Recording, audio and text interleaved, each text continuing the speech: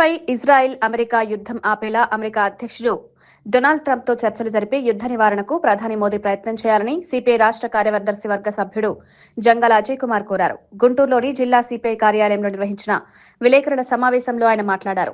Trump యుద్ధోన్మాద వైఖరితో ప్రపంచవ్యాప్తంగా యుద్ధ మేఘాలు కమ్ముకుంటున్నాయన్నారు. సమావేశాల్లో గతంలో మనం చూసాం.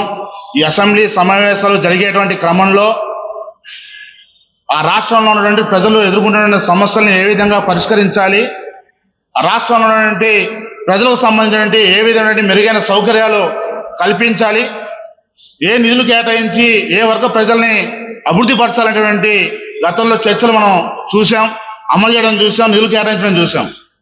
కానీ మనం జరిగినటువంటి సమావేశాలు ప్రజలందరూ కూడా చీదరించుకుంటా ఉన్నారు. కోట్లాది రూపాయలు ప్రజాధనాన్ని వెచ్చించి కేవలం ఒక లడ్డు కోసమే ఈ సమావేశాలు జరిగాయా అన్నట్టుగా ప్రజలందరూ కూడా భావిస్తూ ఉన్నారు. ఈ విధమైనటువంటి సమావేశాలను నిర్వహించడంలో ప్రజలకు ఉపయోగకరమైనటువంటి అసెంబ్లీ సమావేశాలు నిర్వహించడంలో ఎన్డీఏ కూటమి ప్రభుత్వం పూర్తిగా విఫలమైందని చెప్పేసి సిపిఐగా భావిస్తూ ఉన్నాం. ఏ సమావేశాల్లో భాగంగా అసెంబ్లీ సాక్షిగా చంద్రబాబు నాయుడు గారు ఒక ప్రకటన చేశారు. ఆంధ్ర రాష్ట్ర ప్రజలకి, యువతకి ప్రధానంగా ఒక ఉచిత సలహాని పడేశారు. మీరు ఇద్దరిని కనండి, ముగ్గురిని కనండి, నలుగురిని కనండి, 25,000 రూపాయలు మీకు ప్రోత్సాహం ఇస్తామని చెప్పేసి చెప్తా ఉన్నారు. మేము ఒకటే అడుగుతా ఉన్నాం, ఈ ఆంధ్ర రాష్ట్రం సంబంధించినటువంటి ఉన్నటువంటి యువతీ యువకులు చదువుకొని డిగ్రీ పట్టాలు పూర్తి చేసి బయటకు వస్తున్న క్రమంలో ఇప్పటికే వారికి ఉద్యోగాలు లేకుండా అల్లాడిపోతా ఉన్నారు. ఏ విధమైన పనులు దొరక్క గిగ్ వర్కర్లుగా డిగ్రీ పట్టాలు చేతబట్టి బీటెక్ చదివిన వాళ్ళు కూడా జొమాటో, స్విగ్గీ లాంటి గిగ్ వర్కర్లుగా పనిచేసుకుంటా ఉన్నారు.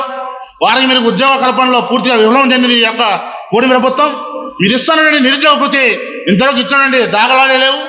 జాబ్ క్యాలెండర్ సంబంధించి ప్రతి సంవత్సరం కూడా ఏ సంవత్సరం ఆ సంవత్సరం తర్వాత సంవత్సరం చెప్పి మీరు వాయిదా వేస్తూ ఉన్నారు. మేము ఒకటే చెప్తా ఉన్నాం, ఒక కూటమి పాలకులకి ప్రజలు నలుగురిని ముగ్గురిని కని అల్లాడిపోతా ఉంటే మీరు ఇచ్చేటువంటి కోటా బియ్యం కోసం ఎదురు చూడాలా? మీరు కేవలం కోటా బియ్యం ఇచ్చి చేతులు దురుపుకుంటారా? 25,000 ఇచ్చేసి చేతులు దురుపుకుంటారా? ఈ ప్రకటన చేసినటువంటి పెద్ద మనిషికి ఒకడే కొడుకు, ఆయన కుమారుడు ఈ రాష్ట్ర మంత్రి, ఆయనకి కూడా ఒకడే కొడుకు. వేల కోట్ల అదుపులైన మీరు మాత్రం ఒకరినే కంటా ఉంటారు. ప్రజలు మాత్రం కుప్పలు తెప్పలుగా జనాలు కానీ మీకు ఓటర్లుగా మార్చాలని చెప్పేసి సిపిఐగా ప్రశ్నిస్తా ఉన్నాం. ఖచ్చితంగా ఆ యొక్క ప్రకటనలో ఉన్నటువంటి లోపాలు ఖచ్చితంగా అనర్థమైనది మీరు ఉపసంహరించుకోవాలని చెప్పేసి సిపిఐగా డిమాండ్ చేస్తా ఉన్నాం.